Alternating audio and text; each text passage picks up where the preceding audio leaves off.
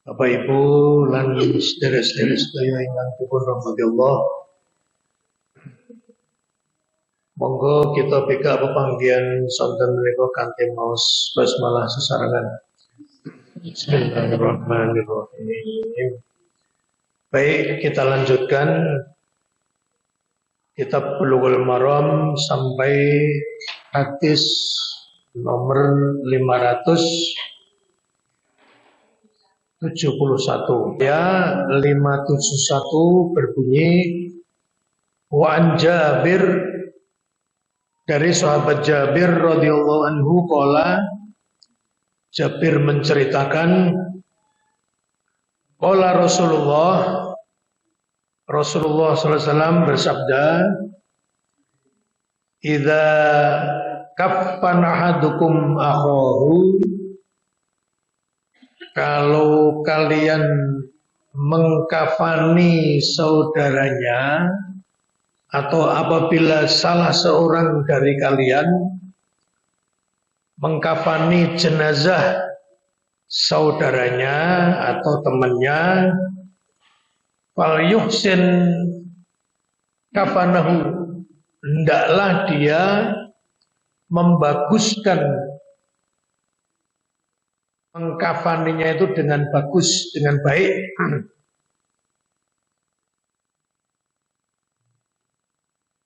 Hadis sahih riwayat Imam Muslim. Bapak Ibu, ini dalam hadis lain begini. Nabi bercerita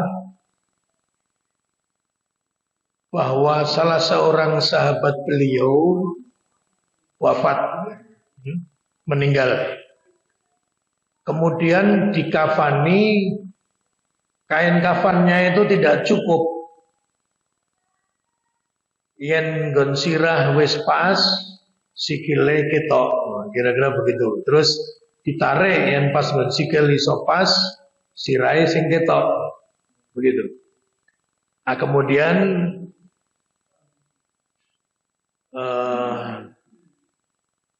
di akhir ungkapan tadi Rasul berkomentar, idza kafana ahadukum akhahu, kalau kalian atau salah seorang dari kalian mengkafani jenazah temannya atau saudaranya, fal yuhsin, maka hendaklah dia berbuat baik, kafanahu, dengan kain kafannya itu. Berbuat baik dengan kain kafan itu maksudnya ya tadi di antaranya adalah ya di lemotong kain sing sudah dengan ukuran yang masuk akal, artinya tidak sampai cupet atau kekurangan. Itu tentang panjang. Fal yuhsin kafanahu juga artinya hendaklah dia membaguskan kafannya, itu artinya juga tidak hanya panjangnya tapi juga lebarnya. Misalnya yang meninggal orangnya gemuk, mestine nek lemu karo kuru itu ya beda aturannya. Dimungkinkan kain kafannya cupet atau kurang gitu. Nah, itu di Nabi mengatakan fal yuhsin kafanahu, adalah dia membaguskan kafannya. Ada beberapa cara, misalnya kalau wah ini ngepres banget nek mergo jenazah lemu, ngepres banget, maka kain kafan yang kedua dan ketiga itu bisa tidak ditumpuk tapi disilang, ditarik supaya begini itu jadi isyarat ombo, bukan ombo permukaan kainnya, tetapi karena dua kain ini ditangkupkan. Itu salah satu cara.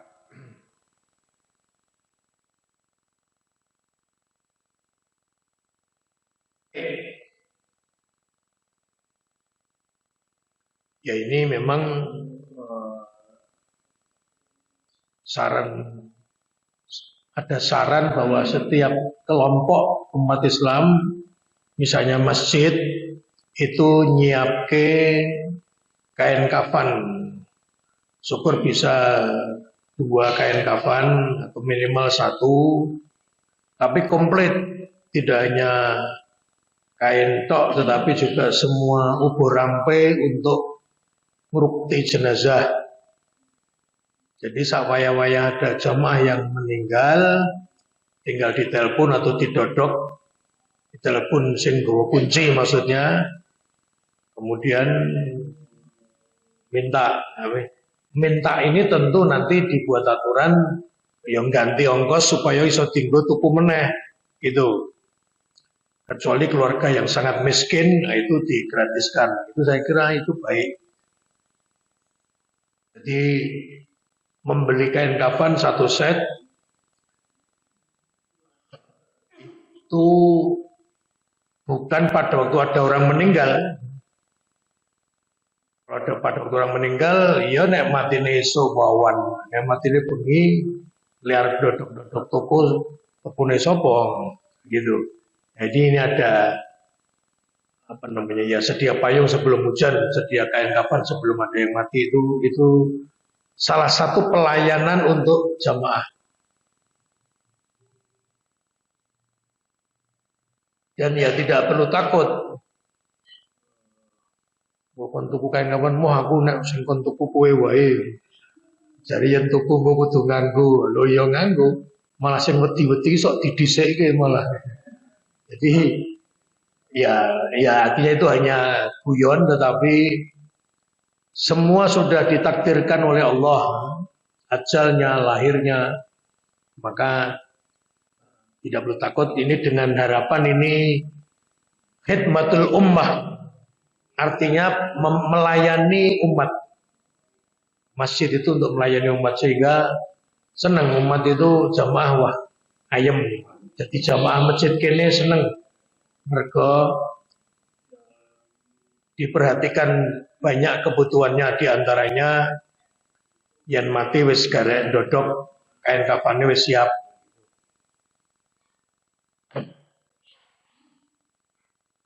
Macam-macam ya, ada gunting, ada korok kuping, ada tusuk gigi itu untuk membersihkan kuku-kuku, potongan kuku juga ada. Baik, kita lanjut. 572 sekarang. Wa anhu ini artinya naik 1 ke atas dari Jabir. Wa anhu radhiyallahu anhu qala, dari Jabir radhiyallahu anhu dia mengatakan, kana Nabi, adalah Nabi Muhammad sallallahu alaihi wasallam, yajma'u bainar rajulaini, Nabi Muhammad pernah mengumpulkan 2 jenazah laki-laki min qatla Uhudin. 2 jenazah itu termasuk salah satu dari sekian banyak korban perang Uhud, mati syahid dalam peperangan melawan orang kafir di Uhud. Uhud nama sebuah gunung di luar kota Madinah, tidak jauh. Itu yang meninggal sampai 70 sahabat Nabi penghafal Quran itu wafat. Dan ini ada 2 orang yang oleh Nabi dikumpulkan fi thawbin wahid, dengan 1 kain dikumpulkan. Jadi jenazah loro dibungkus dari siji. Ya, ini bisa jadi juga karena kekurangan bahan dan waktu itu mungkin ya, jadi keadaan perang melawan orang kafir itu kan ya, tapi tidak semua, tentu ini hanya salah satunya disebutkan oleh Rasul, dijadikan 1-2 lelaki mati syahid dalam peperangan Uhud. 2 lelaki, 2 jenazah dibungkus dalam 1 kain kafan. Tsumma yaqul, kemudian Nabi berkomentar, ayyuhum aktsaru ahadan lil Quran, aktsaruhum akhdan lil Quran. Nabi mundhut pirsa begini, iki sakmene kae jenazah syahid perang Uhud itu tadi 70 ya. Siapa di antara ini yang paling banyak hafal Quran? Itu maknanya sapa ki sing hafal 30 juz. Kemudian sahabat yang tahu ya karena Nabi tidak sepenuhnya memahami, makanya bertanya.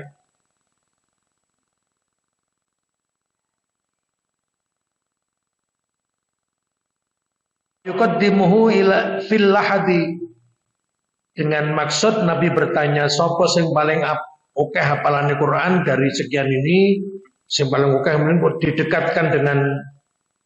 didekatkan dengan lubang liang lahat untuk kemudian disolatkan oleh Nabi. Nah ini makna di balik ini adalah misalnya wis sing hafal 30 juz, terus sing hafal mungkin 20. Nah itu rada atuh dari Nabi, dari liang lahatnya. Sing hafal 10 juz rada atuh meneh.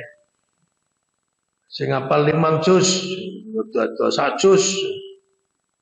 Iki sing hafal ming 4 petang surat piye? Napa kulhu falak anas karo abad. Ya mestinya kalau melihat tadi hati-hati ya mburi dhewe. Tapi jangan khawatir, tidak apa-apa. Ming petang surat ning mati syahid dan disolatkan oleh Rasul itu surga. Hanya Rasul menginginkan penghafal-penghafal Quran yang sangat mulia itu disegerakan dikuburkannya, dan itu sebuah prestasi. Bahkan para penghafal Quran itu nanti di hadis lain di akhirat itu diminta oleh para malaikat itu untuk naik ke surga. Naik lagi sampai seberapa banyak kamu menghafal membaca Al-Quran. Wartaki, naik terus naik. Jadi posisinya kira-kira gambaran saya adalah sing hafal 30 juz itu ngaluk-aluk surbane ning dhuwur dhewe. Ning sore terus berjenjang. Ya sekali lagi sing hafal ora oke ya ngisor dhewe ning ya ora apa-apa, ngisor dhewe iki swarga. Ngisor dhewe iki swarga. Baik. Lanjut kita.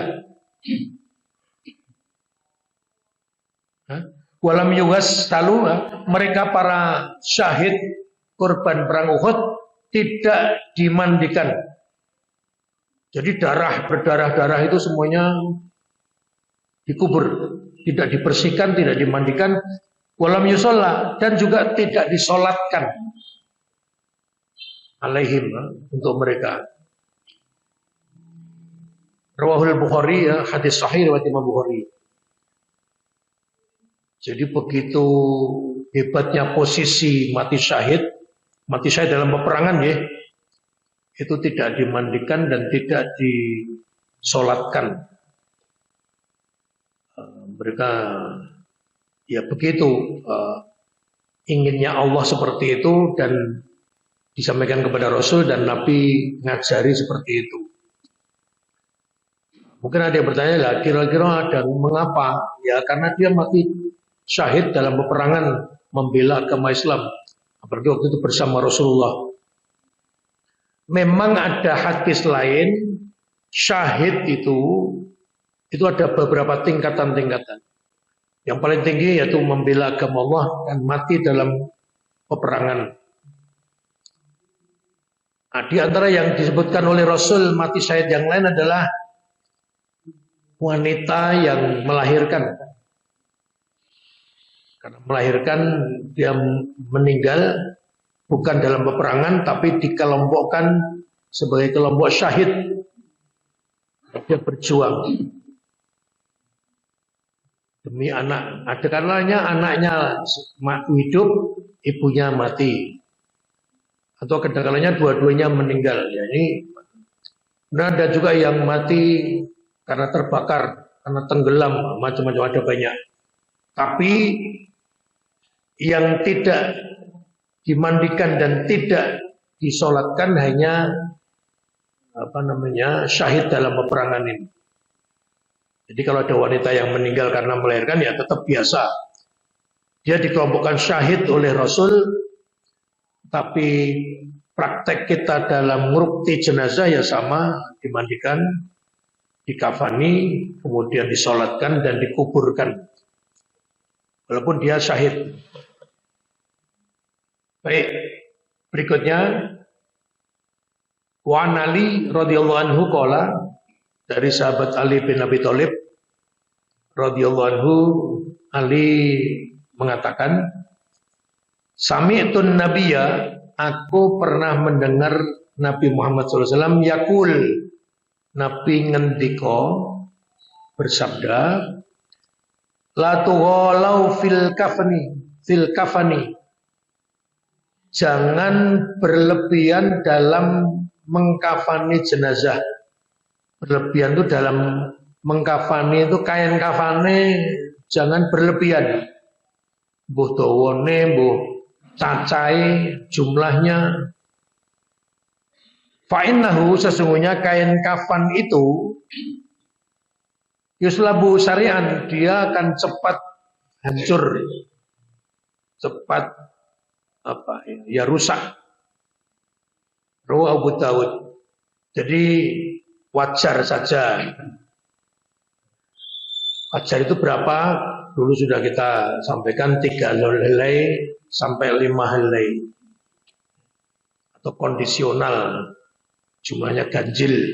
Karena memang Nabi mengatakan, kafanilah jenazah-jenazahmu itu dengan ganjil.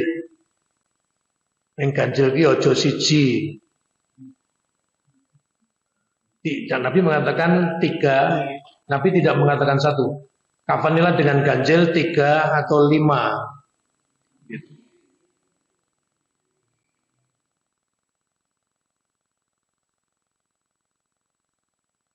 Memang yang paling ideal tentang ngurukti jenazah itu tidak cukup dengan kajian hadis begini, harus didatangkan tim ya, praktek.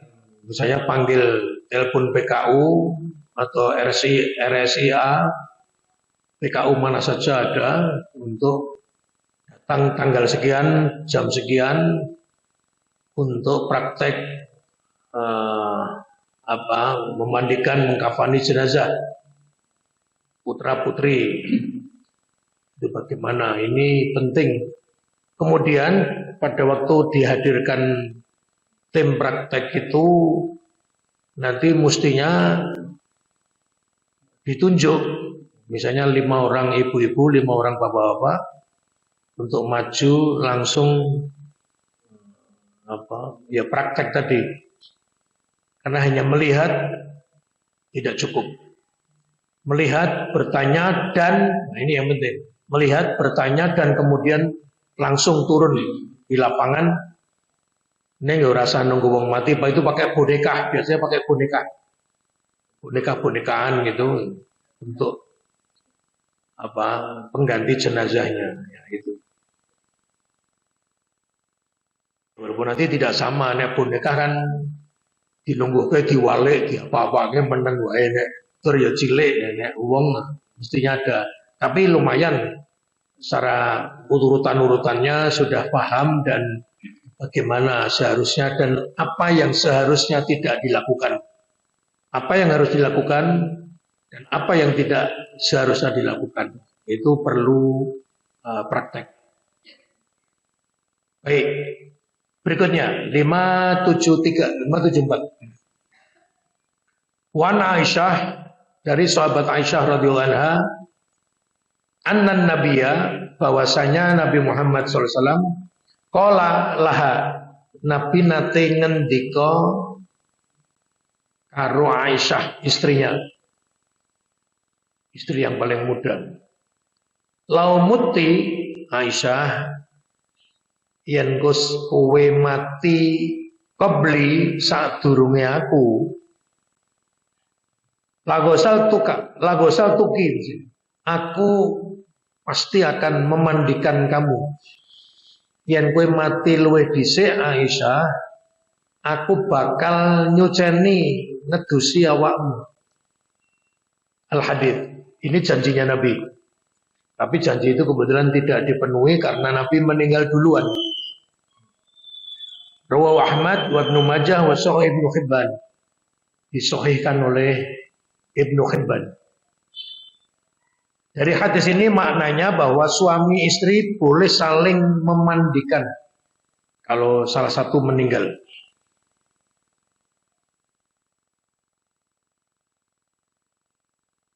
Ini dan sosok sing takon Pak. Jadi suami boleh memandikan istrinya pada waktu meninggal. Boleh, sebaliknya juga boleh. Istri memandikan suami pada waktu suami meninggal. Oh ngoten nggih. Lah nek dereng sedo pripun? Dereng sedo piye durung mati ditusi. Lah kok durung mati kok ditusi apa ora iso adus dhewe? Ya, tidak ada dalam hadis ini, tapi mestinya diperbolehkan. Tetapi hadis ini ada ditusi ki mergo ora iso adus dhewe gitu. Jadi karena sudah meninggal dan itu dibolehkan dan ini berlaku hanya untuk pasangan suami istri. Tidak berlaku untuk ibu dan anak laki-laki, tidak berlaku untuk bapak dan anak perempuan. Ya. Ini harus dipahami. Kadang-kadang ada anak laki-laki itu dijorok-joroke ayo ngedusi ibumu, biyen kowe jangan cilik didusi nganti 5 tahun didusi terus saiki pisan ngedusi ibumu tondo bekti karo wong tuwa. Nek panjenengan ngerti ada kejadian seperti itu, panjenengan kudu harus usul. Ampun Pak, mboten. Saya pernah mendengar kalau memandikan itu sejenis yang boleh. Lain jenis hanya dibolehkan suami memandikan istri atau sebaliknya istri memandikan suami. Anak dan ibu tidak boleh. Anak perempuan dengan bapaknya juga tidak boleh. Anak perempuan memandikan ibunya boleh. Bukan karena itu anaknya, tapi karena dia sesama jenis. Anak laki-laki memandikan jenazah bapaknya boleh. Bukan karena oleh kuwi ora mergo anake. Nek oleh anake berarti sing dudu anake ra entuk. Oleh mergo sesama laki-laki. Itu penting. Walaupun memandikan ini dulu ya, kalau dulu itu negor wit nomor tepok negor tepok atau dipangku gitu, dipangku lah. Ini sosok sing mangku itu seringkali anak lanang padahal sing sedo ibune, ini yang tidak boleh.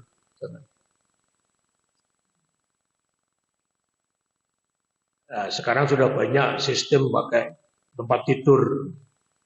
Saya melihat itu di Solo dulu.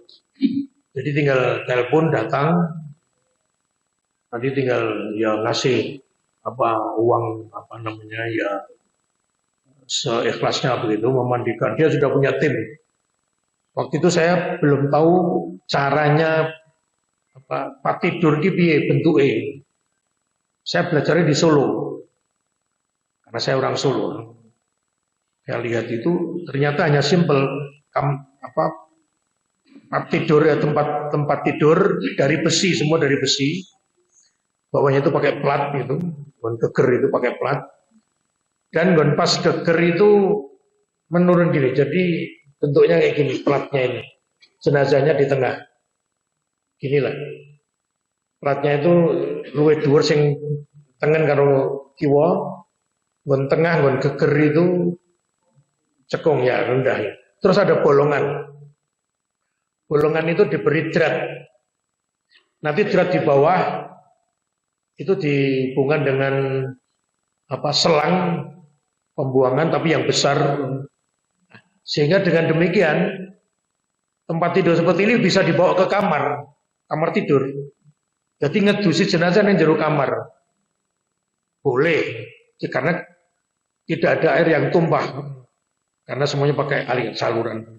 Atau ya tidak di kamar, tapi sekedar saja bahwa itu nanti airnya dibuang ke selokan atau ke tempat mana, atau ke tanah, atau boleh juga. Saya lihat itu ya, kemudian saya pulang dari sana, saya ngomong sama masjid di tempat saya sampaikan di dalam rapat bahwa tolong kita punya tempat tidur untuk memandikan jenazah dari besi. Saya gambar sekilas gitu, ada dosen teknik, oh iya, dibuatkan sampai sekarang ada.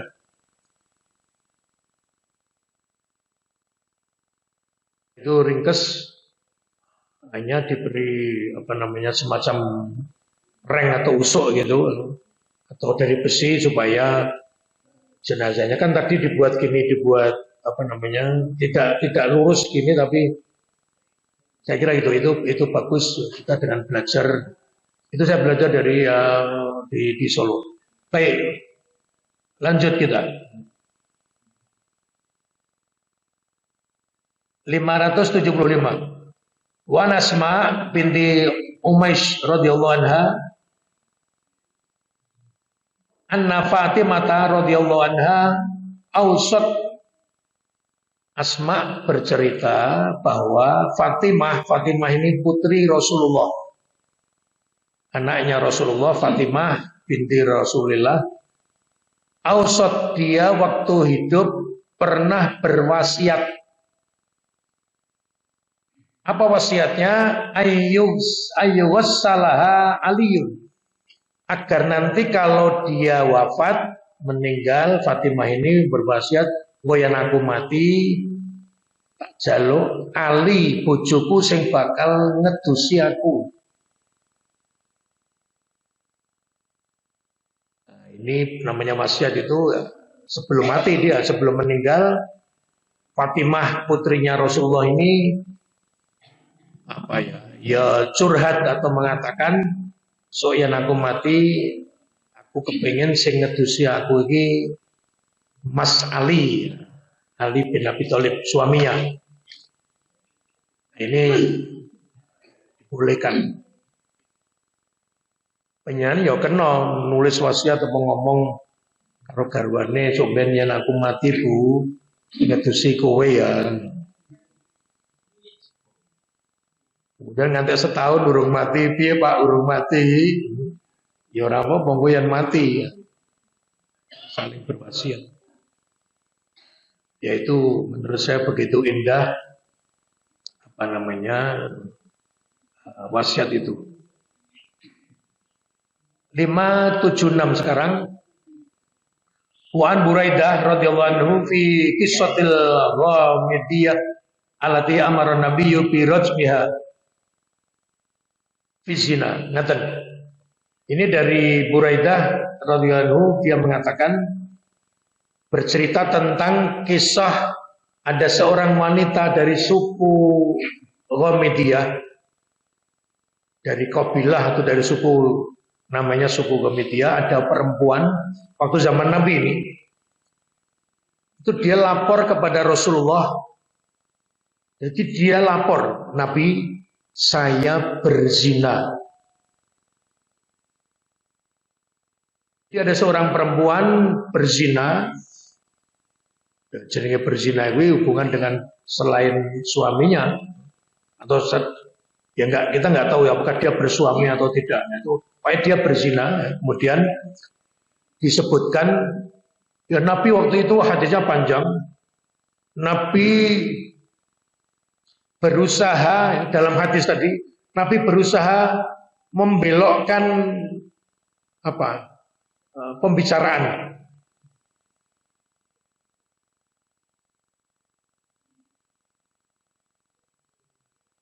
Ya kira-kira begini, apa tenan kowe berzina, ojo kowe meng dolanan-dolanan atau apa. Kemudian Nabi, betul saya berzina, bahkan saya hamil. Artinya sudah diinterogasi Nabi berkali-kali, dia tetap kekeh, tidak bergeming, tidak muntir, tetap dia mengaku saya berzina. Nah, kemudian Nabi mengatakan, ya wes, saiki kowe mulai. Pulang, nanti kalau sudah bayimu lahir, kamu datang ke sini. Itu kalau baru 2 bulan atau 1 bulan kan berarti nunggu 8 sasi. Betul, setelah lahir wanita tadi datang lagi. Nabi, saya sudah melahirkan. Saya yang dulu berzina, Nabi. Aku ingin ditegakkan hukum atasku. Nabi mengatakan, lah, wis lahir, empun, nanti anakmu, lah niki. Ya wis saiki kowe mulih. Kowe mulia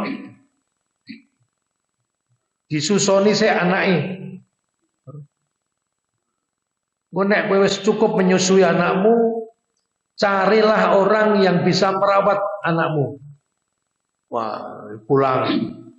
Kemudian sudah menyusui anaknya sekian bulan atau sekian tahun, gitu. Paling kan 2 tahun atau 1 tahun. Datang lagi, Nabi, ini anak saya sudah saya susu, sudah cukup tegakkan hukum atasku. Maka Nabi mengatakan, kowe wis golek wong sing nggo ngopeni anakmu. Pun niki. Kemudian Nabi menyuruh para sahabat untuk melakukan rejam, menghukum wanita yang sudah mengaku berzina, bahkan berkali-kali datang menemui Nabi untuk ditegakkan hukum atasnya sesuai dengan perintah Allah, dan dia dirajam. Apa itu rajam, Bapak Ibu? Rajam adalah digali, tanah itu digali, gawe luweng kuburan, kemudian orang tadi ditanam sampai leher, mergo isih urip, ngadeg, berdiri, ditanam, yang kelihatan hanya kepalanya, lehernya, dan kepala. Kemudian dilempar batu oleh orang-orang banyak, disaksikan oleh orang-orang, dilempar sampai mati. Itu rajam. Anda bisa membayangkan berapa kali lemparan, waktunya kayak ngopo dan mati.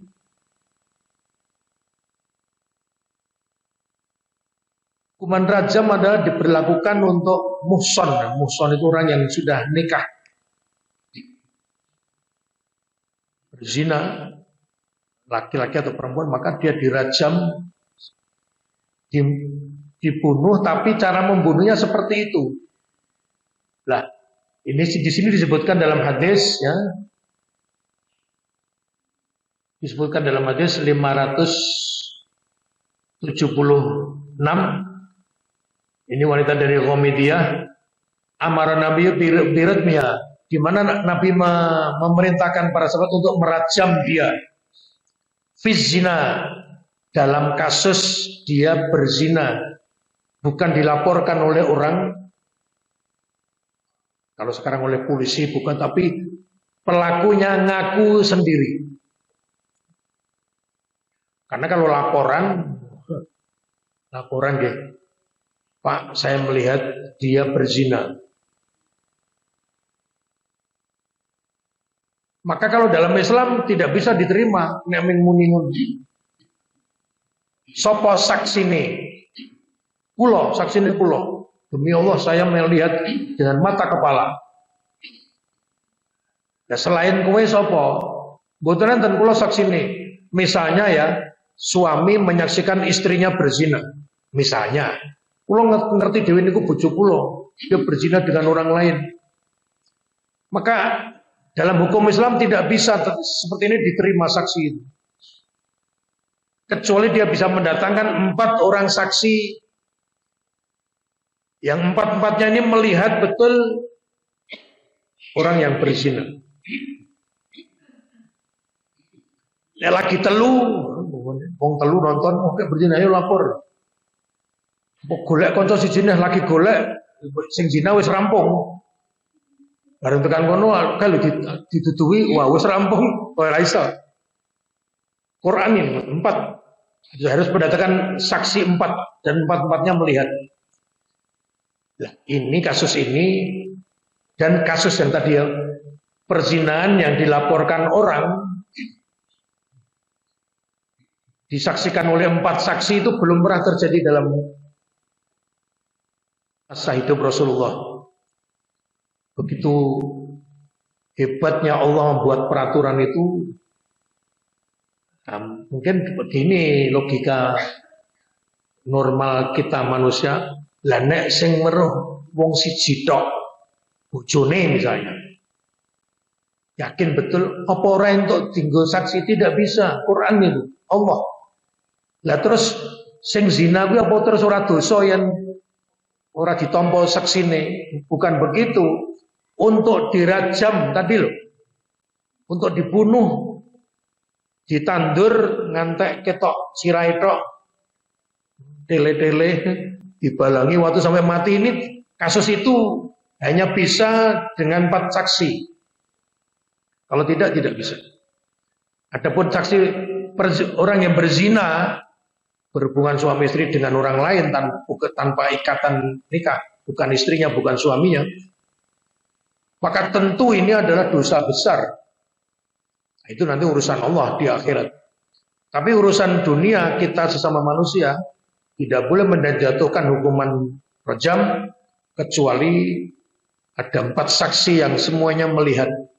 Nah ini dalam kasus ini tidak ada yang melihat, tapi pelakunya lapor sendiri dan Nabi wis ngenggok-ngenggoke.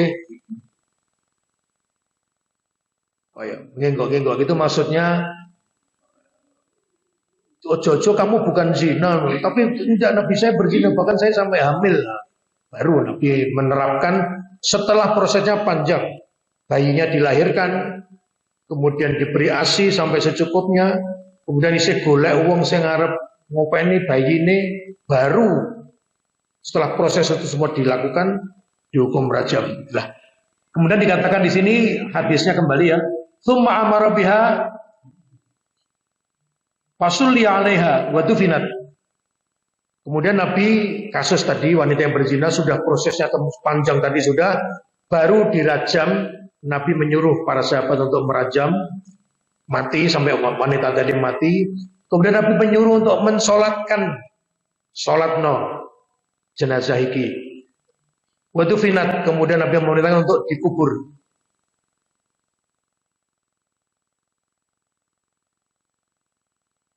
Ini kira-kira nek wong zaman saiki apa eneng wong kaya ngene. Nek eneng sing kaya ngene mungkin ya nek eneng misalnya saya hanya berandai-andai ngetrapke hukum seperti ini persis seperti cerita ini, mungkin sing merajam iso dihukum polisi, diceluk polisi, kowe mateni wong iki, matenya dengan sadis dibalangi. Ya karena kita tidak berdasarkan hukum syariat Islam itu seperti itu. Ya sudah pokoknya sekarang ini kita hanya mengkaji hadis ya, hadis. Dan untuk rajam sekalian yang diceritakan di sini prosesnya sangat panjang dan berbelit-belit. Karena Nabi tidak ingin menghukum orang yang tidak seharusnya dihukum seperti itu. Jadi setelah jelas serta welo-welo bahwa dia betul-betul berzina, mengaku dan ada prosesnya, mergo duwe anaknya ana wis di keiasi, ana sing ngopeni, baru dia ibunya atau wanita tersebut tadi dirajam. Baik, sampai di sini mungkin masih ada 15-20 menit, ada yang mau bersong. Kalau tidak akan saya lanjutkan baca hadis kita karena masih tinggal 15 menit. Mari silakan Ibu. Insya Allah dibolehkan, insya Allah dibolehkan. Karena sebetulnya kalau cupet lebar badannya itu kan jan-janib problematika lebar kain, ya tak? Betul ya? Lebar kain. Kalau panjang kain itu bisa tuku 50 meter juga bisa, terserah. Tapi kalau kan ini misalnya ini kain, jenazahnya di sini. terus ditutupkan. Itu kan berarti masalah lebar kain ini. Nah, lebar kain itu kan memang berapa? 120 atau 100. Ya gini maksud saya, kalau tetap tidak bisa ya diatasi dengan cara seperti itu. Diatasi dengan cara lain yaitu ditutupkan, dipotongkan kain lagi untuk penutup yang belum sempat belum tercukupi tadi. Karena kalau mencari lebar yang mungkin ada kain yang lebarnya 2 meter atau 3 meter lebar. Ya Allah alam. Ya, insya Allah dibolehkan itu kalau intinya tertutup semua. Itu namanya membaguskan dalam mengkafani jenazah. Monggo yang lain silakan kalau ada. Mari Mas Rakil. Yang pertama, kalau ada tadi jenazah perempuan, ibunya dimandikan salah satu yang ngedusi anak laki-laki. Kemudian dikandani, dia ngeyel malah nantang atau ya sudah. Wewenang kita umat Islam, wewenang kita kalau melihat sesuatu yang tidak betul itu ngandani. Sudah, itu saja. Kaplingnya itu batasnya ngandani. Tidak boleh memaksa. Kalau memaksa kita tidak boleh. Hanya ngandani. Bojo kaya ngono. Ngene yo, ngono kuwi ora bener, ana larangane begitu. Termasuk salat. Ana wong Islam ora salat dikandani. Nek aja dipaksa, kowe kudu salat. Kandani. Nek wis dikandani tetep ora gelem manut ya sudah culke urusannya Allah. Kapling kita ngandani, memaksa tidak bisa. Ya, termasuk tadi. Nah, tentu penjenengan dan itu wis entuk ganjaran. Adapun sing dikandani ngeyel malah nantang itu ya Anda bisa memberi nilai itu tidak orang yang tidak betul. Baik, berikutnya yang kedua.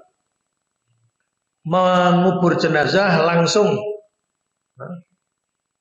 diambil jenazahnya dari terbelah dari peti kemudian dikubur tanpa anjang-anjang. Nah, saya katakan itu anjang-anjang. Anjang-anjang itu macam-macam. Jadi kuburan itu bisa ditaruh gini, lapak gini. Jadi sing mati nengi sore, tidak langsung kena tanah wajahnya itu atau badannya. Ini jajar-jajar gitu.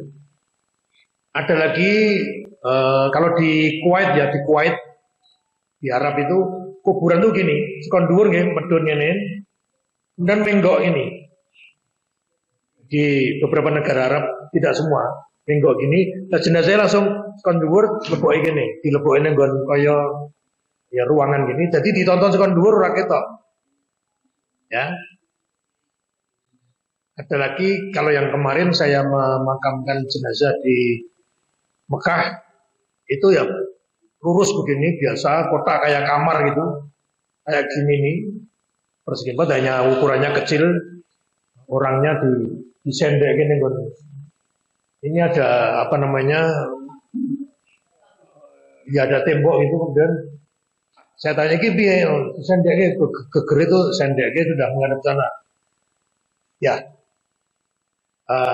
itu lah ini tadi pertanyaan dari Pak Rakil itu tanpa ada papan atau kadang-kadang tidak papan, kadang-kadang cor-coran ya dari semen ada itu cor-coran kotak-kotak seperti ini pun ditaruh karena liang lahat itu yang di sini yang di bawah ini kecil seukuran orangnya kemudian di atasnya ini gini jadi di antara jadi begini ini jenazahnya di bawah itu ada yang dari semen. Ini tidak langsung diuruki lemah.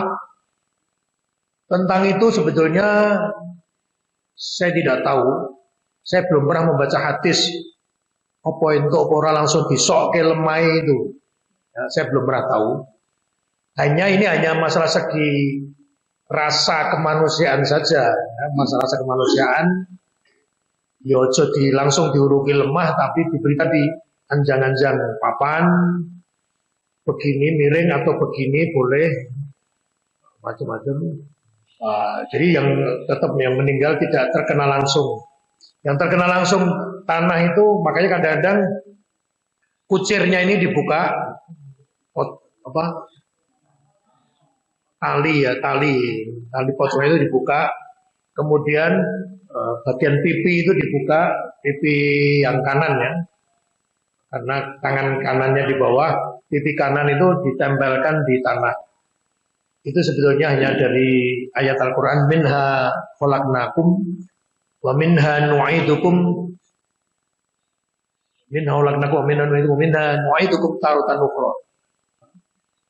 Dari tanah kami ciptakan dan ke tanah kamu akan dikembalikan dan dari tanah kamu akan dibangkitkan.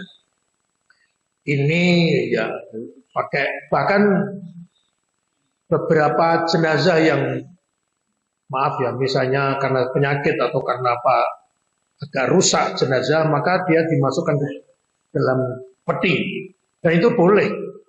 Hanya tadi ngawekan ini tadi bukan beberapa gelundung tanah itu bisa dimasukkan di dalam peti untuk agar jenazah itu tidak mengkurap begini tapi miring. Jadi dia boleh di dalam peti terbelah tapi di dalam terbelahnya itu diganjel tanah-tanah yang sudah dibuat sedemikian rupa, misalnya di leher, di itu boleh. Jadi adapun seperti tadi yang langsung ditanam oleh suaminya, padahal ini menurut saya berita yang agak unik. Bojone teko, sing lanang teko ngandani yen ora entuk dibuka menurut dokter. Ya toh? Kalau sudah dokter ini berarti ada sesuatu entah apa. Lah ngopo bojone ngandani dadak ngandani ngono wong akhire pedine ya dijiko. Itu bagi saya yang aneh di situ.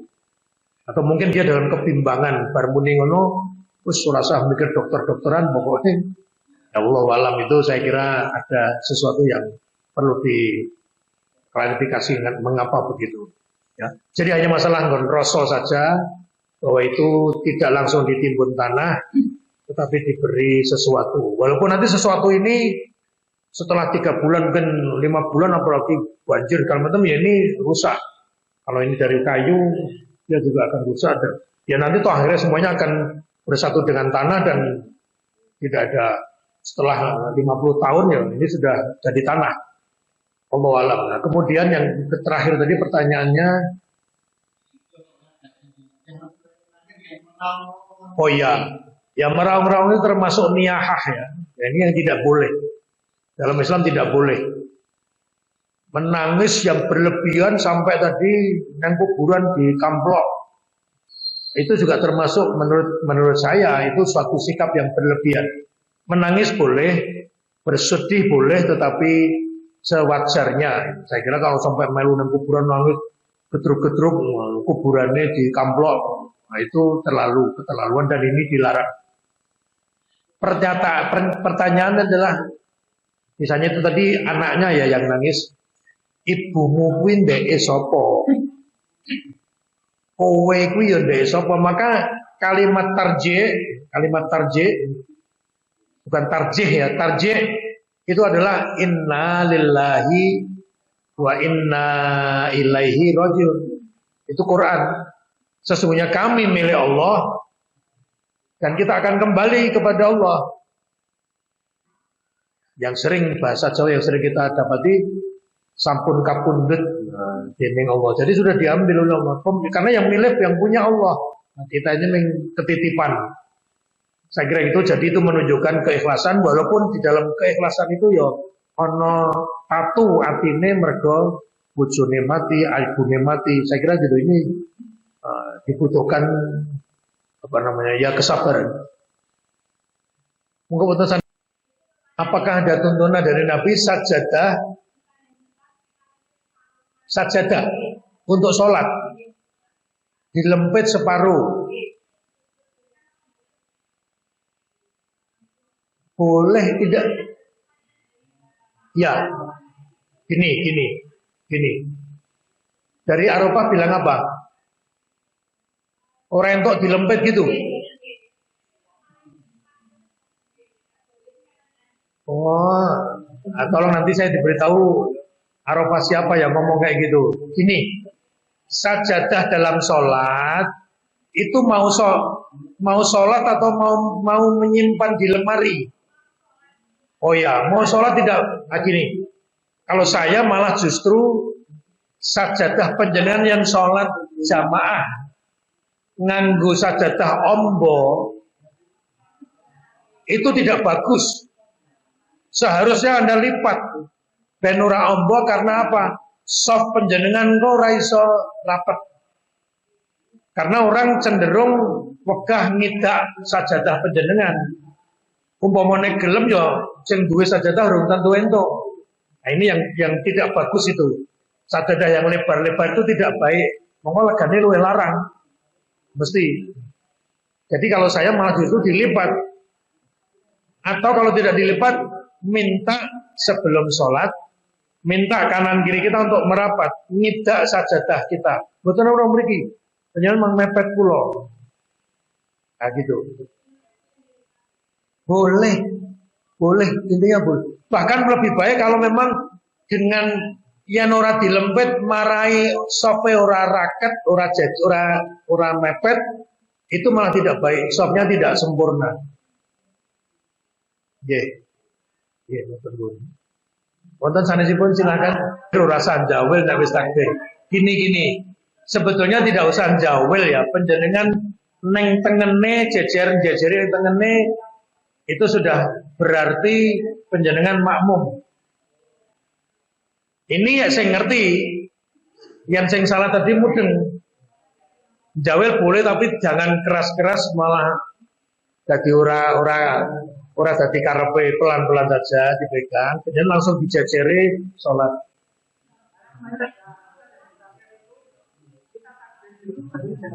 Tidak. Dari mana itu tidak? Nah, kalau memang mau jawel silahkan nih sadurunge sholat.